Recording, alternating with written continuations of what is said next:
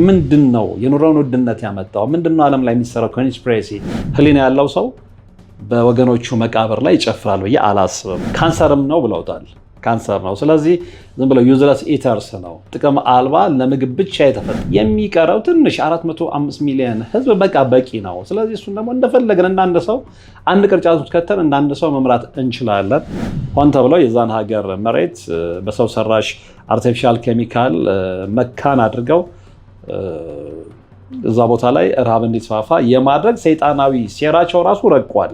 ልጆቻችሁን ማዳን የምትፈልጉ ወላጆችም ይህን ነገር ልታውቁት ይገባል ብዬ አምናለሁ። አዲስ አበባ ስታይ ደግሞ ሰማያዊ ዝግጅት እንደተደገሰላቸው ታውቃላችሁ። ዝርዝሩት አልገባም። ሰላም ጤና ይስጥልን። በሀገር ውስጥና በመላው ዓለም የምትገኙ ቻናሌ ተከታታዮች ይኸው ዛሬም በእግዚአብሔር መልካም ፍቃድ ተገናኝተናል። የምንገኘው በሁለተኛው አማራጭ ቻናላችን ወርቅ አፈራው 2 ላይ ነው። እንግዲህ በዚህ ቻናል ላይ በተለይ ዓለም አቀፍ ሴራውን በተመለከተ በጣም የሚገራርሙ መረጃዎችን እንዲሁ ጣልቃ እያስገባው እነግራችኋለሁ። ለዛሬው እንግዲህ የአንድ ዓለም አስተዳደርን ወይም ደግሞ አገዛዝን ለማስፈን ህዝብን መፍጀት አለብን ስለሚሉት ኃይሎች እነግራችኋለሁ። እነዚህ ኃይሎች ምንድን ናቸው? እነማን ናቸው? ለምንድን ነው ህዝብን መፍጀት የፈለጉት? ሪሊ እያደረጉት ነው ወይ የሚለውን በዝርዝር እንመለከተዋለን፣ በማስረጃ ማለት ነው። ስለዚህ እስከ ፕሮግራሙ ፍጻሜ አብራችሁኝ ትሆኑ ዘንድ የምጋብዘው በታላቅ አክብሮት ነው። እንግዲህ ከድረገጽ ጸሐፊው ይህንን መረጃ ያገኘሁት ከድረገጽ ጸሐፊው ስለሆነ እንግዲህ ዴቪድ አይክን ብዙዎቻችሁ ታውቁታላችሁ ብዬ አስባለሁ። በጣም የሚገራርሙ መጽሐፎችን የጻፈ ነው። በድረገጹም ላይ ደግሞ በተለይ በዚህ በሚስጥራዊ ማህበራት ላይ በጣም ተግቶ የሚሰራ ግለሰብ ነው። ስለዚህ የእሱን መረጃዎች ከሌሎች ጋር እያጣቀስኩ እስከ ፕሮግራሙ ፍጻሜ አብራችሁኝ ይቆያለሁ። ስለዚህ እስከ ፕሮግራሙ ፍጻሜ አብራችሁኝ ከቆያችሁ በጣም የሚገርም መረጃ ተሰማላችሁ ማለት ነው። ምናልባት ለቻናሉ አዲስ የሆናችሁ ካላችሁ ሰብስክራይብ አድርጉ። ይሄንን ቻናል ስትጀምሩ ደግሞ ሁላችሁም ላይክ አድርጋችሁ መጀመሩን እንዳትረሱት። ስለዚህ የዛሬ ርዕሳችን ምንድነው? የአንድ ዓለም አስተዳደርን ኒው ወርልድ ኦርደርን ለማስፈን ህዝብን መፍጀት።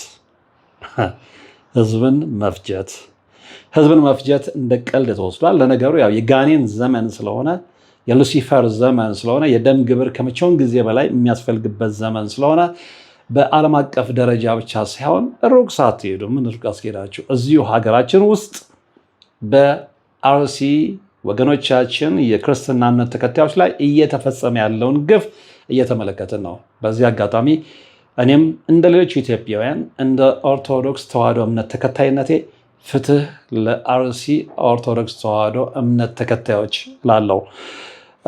ስለዚህ እንግዲህ እግዚአብሔር ምሕረቱን ያምጣ እንጂ እንደነገርኳችሁ ከመቼውም ጊዜ በላይ አጅሬው የሰው ደም የሚፈልግበት ጊዜ ስለሆነ ያው እርስ በርስ እያባላን ስጋ ለበስ የሆነ ሰይጣኖችን ስትመለከቷቸው ሰው የሚመስሉ ነገር ግን ግብራቸው የሰይጣን የሆኑ ሰዎችን ደግሞ ያው አስነስቶ ሌሎች ንጹሐን ዜጎችን እያሳረደ ነው። ግን እግዚአብሔር ጊዜ ያለው አትጠራጠሩ፣ እግዚአብሔር ጊዜ ያለው እና ይህን ያህል ካልኩ እንግዲህ ወደ ዋናው ርዕሴ ሲሄድ ያው በመግቢያ ላይ እርሱ ነግሬያችኋለሁ።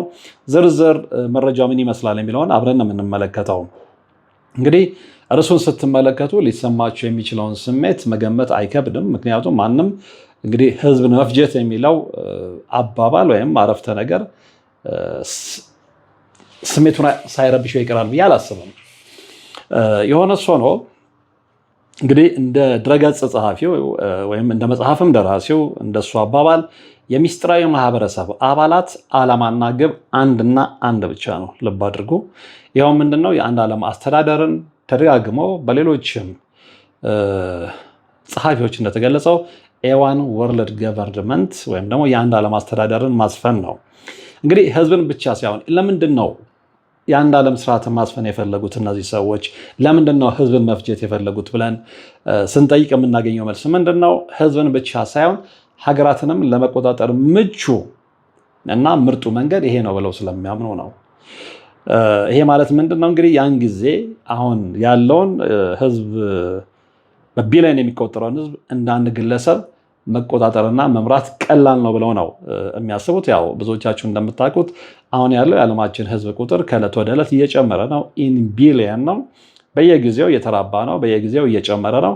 ያንን ደግሞ በተለይ እንደነ ሄንሪ ኪሲንጀር ከዚህ በፊት የነበሩ ሰዎች የጨለማው ኃይላት ጋሻ ጃግሬዎች በየዕለቱ ኦልሞስት ከ300 ሺህ ያላነሰ ህዝብ ማለቅ አለበት ብለው ኢቨን በኮንግረስ ፊት ተናግረዋል። እንግዲህ ይሄ ከበፊት ጀምሮ ሲሰራበት የነበረ እቅዳቸው ነው ማለት ነው። ስለዚህ አሁንም ከዚህ እቅዳቸው ወደኋላ አላፈገፈጉም። ስለዚህ በቢሊዮን የሚቆጠረውን ህዝብ እንደ አንድ ግለሰብ መቆጣጠርና መምራት የምንችለው ይህንን ህዝብ በጅምላ ስንፈጀው ነው። ግን እንዴት ነው የምንፈጀው ነው? እንዴት ነው የህዝብ ቁጥሩን ልንቀንሰው የምንችለው ነው? በነገራችን ላይ ከ300 ሺህ ያላነሰ በየቀኑ መሞት አለበት ብቻ በየቀኑ ማለቅ አለበት ብቻ ሳይሆን ካንሰርም ነው ብለውታል።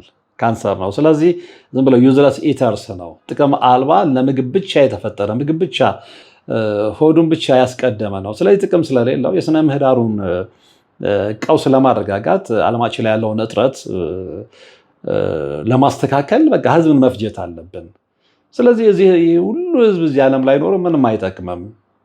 ስለዚህ እንጨርሰውና የሚቀረው ትንሽ 405 ሚሊዮን ህዝብ በቃ በቂ ነው። ስለዚህ እሱን ደግሞ እንደፈለግን እንዳንድ ሰው አንድ ቅርጫት ውስጥ ከተን እንዳንድ ሰው መምራት እንችላለን። ትልቁ ዓላማቸው ነው። ስለዚህ ከማን ጋር እየተቃረን ነው? ከእግዚአብሔር ጋር። እግዚአብሔር በመጽሐፍ ቅዱስ ላይ ብዙ ተባዙ ምድርንም ሙላት ያለው ያለ ምክንያት አይደለም። ምክንያቱም በቃ ሁሉ ነገር የፈጠረው እሱ ነው። ስለዚህ በራሱ መንገድ የዓለም ህዝብ ቁጥር እንዲጨምር እንዲበረክት ፈልጓል። መፈለግ ብቻ አይደለም፣ በቃሉ ማስቀምጦልናል። እና ስለዚህ እነዚህ የጨለማው ኃይሎች ያንን እየተቃረኑ ነው። እንግዲህ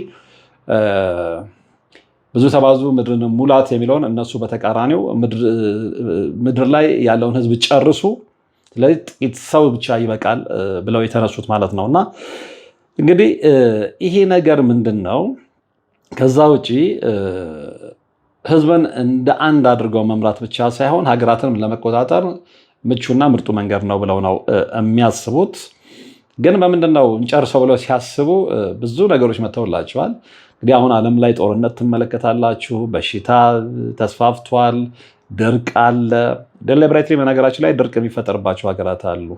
ሆን ተብለው የዛን ሀገር መሬት በሰው ሰራሽ አርቲፊሻል ኬሚካል መካን አድርገው እዛ ቦታ ላይ ረሃብ እንዲስፋፋ የማድረግ ሰይጣናዊ ሴራቸው ራሱ ረቋል።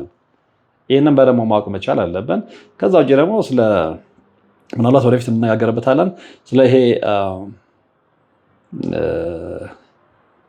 እህልን እያዳቀሉ አርቲፊሻል የሆኑ እህሎችን ስለማምረት ጂኤምኦ ላይ ወደፊት እንመጣለን እና እሱ ሁሉ ሴራ አለ። ስለዚህ በዛ ህዝብን ይጨርሱታል። በሚበላው ምግብ፣ በሚጠጣው መጠጥ፣ በጦርነት ላቦራቶሪ ውስጥ ሆን ተብለው በሚፈጠሩ በሽታዎች እንግዲህ በየጊዜው ስለ በሽታ ሰምተናል አለ። የበሽታውን ምንጭ ግን ምን ያህሎቻችን ለማወቅ ጥረት አድርገናል። እና በነገራችን ላይ እንደዚህ አይነት ነገር ሲወራ ያው ብዙ ጊዜ ደስ አይላቸውም፣ አይፈልጉምም፣ አደጋም አለው። በነገራችን ላይ ያው እየጠበቅን ካልሰራም በስተቀር ማለት ነው። ስለዚህ ምንድነው ያን ጊዜ ይሄ ሁሉ ነገር ተግባራዊ የሚሆን ከሆነ በቢሊዮን የሚቆጠረው ህዝብ እንደ አንድ ግለሰብ እንቆጣጠረዋለን ነው ዓላማቸው፣ እሱ ነው። ነገር ግን በቀላሉ እንቆጣጠረዋለን ያሉት ህዝብ መጠን በብርሃን ፍጥነት እየጨመረ መምጣቱ ነው። ለዚህም ነው ቁጥሩ መቀነስ አለበት፣ መፈጀት አለበት የሚሉት እና እንግዲህ በቢሊዮን ከሚቆጠር ህዝብ ይልቅ በሚሊዮን የሚቆጠር ህዝብ መቆጣጠርና መምራት ይቀላል እንደነሱ አባባል። ለዚህም ቢሆን መፍትሄ አይጠፋም። የአንድ ዓለም አስተዳደርን ለማስፈን ህዝብን መፍጀት ከ6 ቢሊዮን እስከ 7 ቢሊዮን የሚገመተውን የዓለምን ህዝብ ቁጥር ወደ 500 ሚሊዮን እንዲያሽቆረቁል ማድረግ ግን በምንድን ነው? ቅድም እንደነገርኳችሁ የእርስ በርስ ግጭቶች፣ ጦርነቶች፣ ላቦራቶሪ ውስጥ ሆን ተብለው የሚፈጠሩ በሽታዎች የመሳሰሉት የህዝብን ቁጥር ለመቀነስ አይነተኛ መፍትሄዎች ናቸው። እንደ ጸሐፊው አባባል ተመራምሮ እንደደረሰበት ማለት ነው። እንግዲህ በሱ እምነት ዓለማችን ላይ የምንመለከታቸው ጦርነቶችና ግጭቶች በሚስጥራዊ ማህበረሰብ አባላት ስውር ሴራ ወይም ደግሞ ደባ የተለኮሱና የተቀጣጠሉ ያሉ ሰደድ እሳቶች ናቸው። የዓለም የፋይናንስ ቀውስም ቢሆን እነዚሁ ሚስጥራዊ ማህበረሰብ አባላት ተንኮል ውጤት እንደሆነ ነው ዴቪድ አይክ የሚነግረን። በምሳሌ የሚያስቀምጥልን ምንድነው የ2008ን እንደ አውሮፓውያን አቆጣጠር ማለት ነው የፋይናንስ ቀውስና ዓለምን ለውድመት የዳረገ ጦርነት እንዳትዘነጉ ሲል ነው ማስረጃውን የሚያስቀምጥልን። እንግዲህ የጨለማው ኃይላት ወይም ደግሞ የሚስጥራዊ ማህበረሰብ አባላት ዓለምን ከጦርነትና ከበሽታ ውጪ በምን መቆጣጠር እንደሚችሉበት እንደሚያውቁበትም ይነግረናል። ይሄኛው ዘዴያቸው በተለይ ትኩረት ያደረገው እንግዲህ ወጣቶች ላይ ነው። ልብ አድርጉ፣ በተለይ ወጣቶች ይህን መርሃ ግብር የምትከታተሉ፣ ከዛ ውጭ ደግሞ ወላጆችም ልጆቻችሁን ማዳን የምትፈልጉ ወላጆችም ይህን ነገር ልታውቁት ይገባል ብዬ አምናለሁ። እና ይህ ምንድነው የፊልም ኢንዱስትሪዎች እንግዲህ ሆሊውድን ጨምሮ ማለት ነው ትልልቅ ሪካርዲንግ ካምፓኒዎች እንዲሁም ደግሞ ስመጥር የሚዲያ ተቋማት የግል ንብረቶቻቸው ስለሆኑ ማለት ነው የጨለማው ኃይላት የግል ንብረቶቻቸው ስለሆኑ ዓለምን የተቆጣጠሩት እነሱ ስለሆኑ ፋይናንሱን፣ ኢንዱስትሪውን፣ ኢንተርቴንመንቱን የተቆጣጠሩት እነሱ ስለሆኑ በነዛ አማካኝነት የወጣቶችን አእምሮ ለመቆጣጠር ተቆጣጥሮም ከነሱ ፍላጎት ውጪ እንዳይሆኑ ለማድረግ ቁልፉ በእጃቸው ላይ ነው ማለት ነው። ሌላው ሩቅ ምን አስኬዳችሁ ሰሞኑን እንግዲህ አርሲ ላይ የሆነውን ነገር አውርተናል አይደል? አርሲ ላይ እንደዛ አካባቢው የደም ምድር የሆነ አዲስ አበባ ስቴዲየም ደግሞ የሆነውን ነገር አይታችኋል አይደል? እስከ መፈጠራችንም የማያውቁትን አርሰናሎች አዲስ አበባ ስቴዲየም ውስጥ ማየት ዝግጅት እንደተደገሰላቸው ታውቃላችሁ። ዝርዝሩት አልገባም። ህሊና ያለው ሰው በወገኖቹ መቃብር ላይ ይጨፍራል ብዬ አላስብም። እሱንም እንድታስቡት ስለፈለግኩ ነው። ስለዚህ ምንድነው አእምሯችንን ተቆጣጥሮታል ማለት ነው። የሚቀድመውን ነገር ማስቀደም ትተን የማይቀድመውንና የማይመለከትን ነገር እንድናስቀድም አእምሯችንን ተቆጣጥረውታል። እሱን በደንብ መረዳት ሲገባን አልተረዳነውም። ሌላው እንግዲህ ምንድነው ሪካርዲንግ ካምፓኒዎች እንደምስመጥር የሚዲያ ተቋማት የግል ንብረቶቻቸው ስለሆኑ የወጣቸው አእምሮ ለመቆጣጠር ተቆጣጥሮም ከነሱ ፍላጎትና ውጭ እንዳይሆን ለማድረግ ቁልፍ እጃቸው ላይ ነው። ይህን አይነቱን አካሄድና አእምሮ መቆጣጠር ማይንድ ኮንትሮል ይለዋል ጸሐፊው። እንግዲህ ወግ የሚያጠብቁ የአረብ ሀገራትን ወጣቶች ጨምሮ ልብ አድርጉ። እንግዲህ አረብ ሀገራት በጣም ወግ ያጠብቃሉ ተብሎ ነው የሚታመነው። ፕላስ ደግሞ እንደዛ ነው ህይወታቸውን ስትመለከቱ በልተው ያልጠገቡ ልብ አድርጉ የድሃ አፍሪካ ሀገራት ወጣቶች ከባህላቸው አፈንግጠው ለምን የምዕራባውያንን ባህል መውረስ ፈለጉ? ለምን እንደነሱ መልበስ ተመኙ? ለምን በጦርነትና በወሲብ ፊልሞቻቸው ተማረኩ? ለምን ለስሜት ቀዝቃሽ ሙዚቃዎቻቸው እጅ ሰጡ? መልሱ አጭርና ግልጽ ነው። ለምን የራሳቸውን ሀገር ወቅታዊ ጉዳይ ትተው የማይመለከታቸው የውጭ ሀገር ስፖርታዊ እንቅስቃሴ ላይ ብቻ ትኩረት አደረጉ የሚለውም አብሮ መታየት አለበት። መልሱ አጭርና ግልጽ ነው። ኃይልና ገንዘብ ያላቸው የሚስጥራዊ ማህበረሰብ አባላት አስማታዊ ኃይል የዘመናዊ ባርነት ሰለባ ስላደረጓቸው ዘመናዊ ባሮች ሆነናል ማለት ነው። ልብ ብላችሁ እንድታሰምሩልኝ ይፈልጋለሁ። ዘመናዊ ባሮች ሆነናልና ዘመናዊ ባሪያ ነው እንግዲህ የማይመለከተው ነገር ውስጥ ገብቶ የራሱን የቤቱን ስንት የሚያስተካክለው ነገር እያለው ውጭው ላይ የሚጫ ነው ማለት ነው። አሁን እኛም ሀገር የተመለከትነው እሱ ነው። ስለዚህ እነዚህ እንግዲህ በቃላት ልንናገረው ከምንችለው በላይ ኃይል ያላቸው የሚስጥራዊ ማህበረሰብ አባላት ወይም ደግሞ የሚስጥር ማህበር አባላት ሃሊውድ ውስጥ የሚሰሩ ፊልሞች ይዘት ምን አይነት መሆን እንደሚኖርበትም የመወሰን መብት አላቸው። ከዚህ አንስቶ በትልቅ ሪከርዲንግ ካምፓኒዎች ውስጥ የሚሰሩ ሙዚቃዎችን መልእክትና ይዘት እስከ መወሰን የሚያደርስ ገደብ የለሽ ስልጣንና ኃይል እንዲሁም መብት አላቸውና ለዚህም ነው ዓለምን እንደፈለጉ ራን የሚያደርጉ ሁሉ ነገር የነሱ ስለሆነ ቅድም እንደነገርኳችሁ የሙዚቃው የፊልሙን ኢንዱስትሪ ተቆጣጥረውታል። የፋይናንሱን ዓለም ተቆጣጥረውታል። የገንዘብ ችግር የለባቸውም። የሰው ኃይል ችግር የለባቸውም። የተማሩ ሰዎች ኤሊት የምንላቸው ሰዎች እነሱ ናቸው። የነሱ አባላት ናቸው። ሚዲያውን ተቆጣጥረውታል። ዓለም አቀፍ ሚዲያዎችን ትልልቆቹን ተመልከቱ፣ የነሱ ናቸው። እነ ዋልት ዲዝኒ፣ እነ ጎግል፣ ጠቅላላ አሁን እኛ የምንጠቀምባቸው ጠቅላላ የነሱ ናቸው። ስለዚህ የዓለምን ሕዝብ በዚህ ደረጃ የሚቆጣጠሩት ከሆነ በእግዚአብሔር ስልጣን ገብተው እንግዲህ የዓለምን ሕዝብ እንዲኖርና እንዳይኖር የሚፈቅዱለትም እነሱ ናቸው ማለት ነው። እንፈጀዋለን ካሉ እዚህ ምድር ላይ የመኖር ስልጣን የለህም እያሉት ነው። ሌላ ትርጉም የለውም። ያንን ለማለት ግን ማነው ስልጣኑን የሰጣቸው? ያው ጉልበተኝነታቸው ነው ለጊዜው እንጂ የሰውን ህልውና መወሰን ብቸኛ መብትና ስልጣን ያለው ፈጣሪ እግዚአብሔር ብቻ ነው። እነሱ ግን ያንን ተሻምተው ነው እየሰሩ ያሉት ማለት ነው። እንግዲህ ከዓለማችን ታላላቅ መሪዎች መካከል እዚህ ውስጥ በደንብ ኢንቮልቭ የሚያደርጉትንም እግረ መንገድ ማየቱ ጥሩ ነው። ምክንያቱም የእኛን እልቂት የእኛን በጅምላ መጨፍጨፍ የሚፈልጉ ሰዎች እነማን ናቸው የሚለውንም ያው ለማወቅ ለግንዛቤ ይረዳናል። ግን የሀያላን ሀገራትን እውቅ መሪዎች ስም በቅደም ተከተል ልንዘረዝር እንችላለን። ከነዚህ መሪዎች የራሳቸው ወይም ደግሞ የግላቸው ምርጥና በብቃት የታጀበ ስብዕና እንዳለ ሆኖ ከነሱ ጀርባ የስልጣን መዘውሩን የሚያሽከረክሩት፣ የሚወስኑት፣ የሚፈልጡትና የሚቆርጡት እንዲህ ይሁን የሚሉት እነዚህ ሀያላን የሚስጥራዊ ማህበረሰብ አባላት እንደሆኑ ማወቅ ይኖርብናል። እኔ ከዙፋኑና ከስልጣኑ ጀርባ ያሉት ገደብ የለሽ ውሳኔ ሰጪዎች እነሱ ናቸው ማለት ነው። እንግዲህ ጸሐፊው ፓወር ቢሃይንድ ዘ ተርን እንዳለው ማለት ነው። በእርግጥ እንግዲህ እነዚህ የሚስጥራዊ ማህበረሰብ አባላት ከዓለማችን የስልጣን ዙፋን ጀርባ ያሉ ወራሽ ወይም ደግሞ ወሳኝ ኃይሎች ናቸው። ከፈጣሪ በታይ በመዳፋቸው ስር ያደረጉን ህቡ ድርጅቶች ባለቤቶች ችሎታቸውን፣ ገንዘባቸውን፣ ብልጠታቸውንና ኃይላቸውን ተጠቅመው አንድን ሀገር ሀብታም ማድረግ ወይም ድሃ እናድርግ ቢሉ ምን አግብቷችሁ የሚላቸው ማን ነው? ምን አይነት ደፋር ነው? ስውር የደህንነት ኃይላቸውን ተጠቅመው ሊጠቀሙበት የፈለጉትን ወደ ስልጣን ለማምጣት ያልበጃቸውንና ያልተመቻቸውንም ከስልጣን ብቻ ሳይሆን ከምድረ ገጽም ለማጥፋት እነዚህ ሰዎች ስልጣኑ በእጃቸው ነው። እነ አልዶ ሞሮን ማንሳት እንችላለን። በአንድ ወቅት የጣሊያን ጠቅላይ ሚኒስትር የነበሩትን እሳቸው ላይ የተሰራው ሴራ አሁን ከምነግራችሁ ጋር በቀጥታ የተገናኘ ነው። እሱን በምሳሌነት ጠቀስኩ እንጂ የነ ጆን ኤፍ ኬኔዲን የነ አብርሃም ሊንከንን ግድያ በደንብ ብናጣራ ከጀርባ ያለውን ስውር እጅ እንደርስበታለን ማለት ነው። እንግዲህ በዝርዝርና በስፋት ዝክረ ታሪካቸውን ስንቃኝ ማንነታቸው በይበልጥ ነው ግልጽ የሚሆንልን፣ ወደፊት እንነጋገርበታለን። አሁን ግን ወደ ተነሳንበት ርዕስ ላይ ብቻ ነው ትኩረት የምናደርገው እና የሆነ ሆኖ እነዚህን አስገራሚና አነጋጋሪ ሀያላን የሚስጥራዊ ማህበረሰብ አባላት በስም እየጠቀስን ታሪካችንን መቀጠል እንችላለን ወይ የሚለውን ስንመለከት በእርግጥም እንችላለን የሚለው መልስ ላይ ነው የምናርፈው። ነገር ግን እንግዲህ በስፋት ለማውራት ጊዜ ስለሚያስፈልግ እናንተንም እንዳላሰለች ዋነኛው ዓላማ ምንድነው?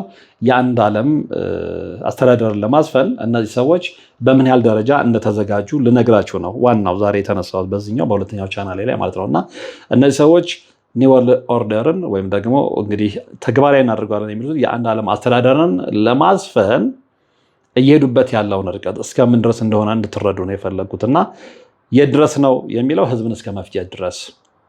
ህዝብን መፍጀት ለምን ፈለጉ? ቁጥሩን ቀንሰው በቀላሉ መቆጣጠር እንዲመቻቸው፣ በሰዎች በየትኛውም ሀገር ውስጥ እንደፈለጉ ጣልቃ መግባት እንዲመቻቸው፣ መሪዎቻቸውን የታዳጊ ሀገራትን መሪዎች፣ የሶስተኛ ዓለም መሪዎችን በቀላሉ መቆጣጠር እንዲችሉ የህዝብ ቁጥሩ እንዲቀንስ ግድ ያስፈልጋል ብለው ስለሚያምኑ ነው ያንን እያደረጉ ያሉት። እና እነዚህ ሰዎች እነማን ናቸው የሚለውን በቀጣይ ፕሮግራማችን በስፋት የምንመለከተው ነው የሚሆነው። ነገር ግን እንደ ፍንጭ የምሰጣቸው ምንድን ነው፣ እነዚህ ሰዎች ከጆርጅ ደብሊው ቡሽ ቤተሰብ እስከ ኦባማ የሚደርስ የዘር ሀረግ አላቸው የሚለውን በደንብ እንድትገነዘቡና እንድታሰምሩበት እፈልጋለሁ። እንግዲህ ለዛሬ ለመረጃ የሆናችሁ ዘንድ እነዚህ ሰዎች በምን ያህል ደረጃ አዲስ ዓለም አስተዳደርን የወርልድ ኦርደርን ከዛ ጋር እንግዲህ ጸረ ክርስቶስ ዘመቻው አለ፣ ሰይጣናዊ እንቅስቃሴው አለ፣ አምልኮቱ ከልቱ አለ፣ ሪቹዋሉ አለ። እሱም በደንብ በዝርዝር ወደፊት እንመለከታለን። ምክንያቱም የምንኖርበትን ዓለም ማወቅ ስለሚገባን የምንኖርበት ዓለም ላይ የተፈጸመ ያለውን ነገር ማወቅ ስለሚገባን አይናችንን መክፈት ስላለብን ምንድን ነው የኑሮውን ውድነት ያመጣው? ምንድን ነው ዓለም ላይ የሚሰራው ኮንስፒሬሲ? ምንድን ነው ዓለም ላይ የተሽከረከረ ያለው ሴራ የሚለውን ነገር በደንብ ማወቅ መቻል አለብን። ቢያንስ እንደው ሌላ ነገር ቢቀረን ወደ እግዚአብሔር እንኳን ለመጠጋት እንደዚህ አይነት ኃይሎች መሀላችን አሉ፣ እንደዚህ አይነት ኃይሎች። ስለዚህ እነዚህን ኃይሎች መዋጋት የምችለው አሁን ባለኝ አቅም ሳይሆን እግዚአብሔር መድኃኔዓለም ተደግፌ ነው ወደሚለው እንድንመጣ መጀመሪያ ዓለማችን ላይ የተከናወነ ያለውን ሴራ በደንብ መረዳት አለብን። እነዚህ ሰዎች ጨካኞች ናቸው። እነዚህ ሰዎች እኛን ለማጥፋት እኛን ለመፍጀት ቁጥራችንን ሬዲዮስ ለማድረግ በተለያየ ምክንያት በውርጃም በሉት በሰዶማዊነት በብዙ ነገር ሰዶማዊነት አንደኛው መገለጫው ምንድን ነው? ሰው ወንድ ለወንድ ግንኙነት አድርጎ አይወልድም፣ ሴት ለሴትም እንደዛው። ስለዚህ የሶዶማዊነት አንደኛው ዓላማ እሱ ነው፣ የህዝብን ቁጥር መቀነስ። የህዝብን ቁጥር የሚቀንሱት ቅድም በነገርኳችሁ በላቦራቶሪ በሽታ በጦርነት ብቻ አይደለም፣ በቃ መዋለዱን የሆነ ቦታ ላይ መክታት። ስለዚህ ሰዶማዊነትን ተግባራዊ ማድረግ። ኦባማ ኢትዮጵያ ውስጥ ይመላለስ እንደነበረ ታውቃላችሁ። በፊትም ሌላም ሚዲያ ላይ ያለው በዚህ ሀሳብ ላይ ብዙ ሀሳብ ተንሸራሽሯል። እዚህ የመጣበት ዋና ዓላማ ምን እንደሆነም በማስረጃና በመረጃ ብዙዎች አጋልጠዋል። ሰዶማዊነትን ኢትዮጵያ እንድትቀበል ለማድረግ ነበር፣ አልተሳካለትም። ስለዚህ እነሱ ሰዶማዊነትን ለምንድን ነው ማድረግ? አንደኛ ለአባታቸው ለሉሲፈር ተገዥ መሆን ስላለባቸው ነው። የሉሲፈርን ፍላጎት ማስፈጸም ስላለባቸው ነው። ሁለተኛው ደግሞ ሰዶማዊነት በደንብ የሚስፋፋ ከሆነ የህዝብ ቁጥሩ ይቀንስላቸዋል። ምክንያቱም ወንድና ወንድ መውለድ ስለማይችል ሴትና ሴት መውለድ ስለማይችሉ ማለት ነውና ይሄ በደንብ ሊገባን ይገባል።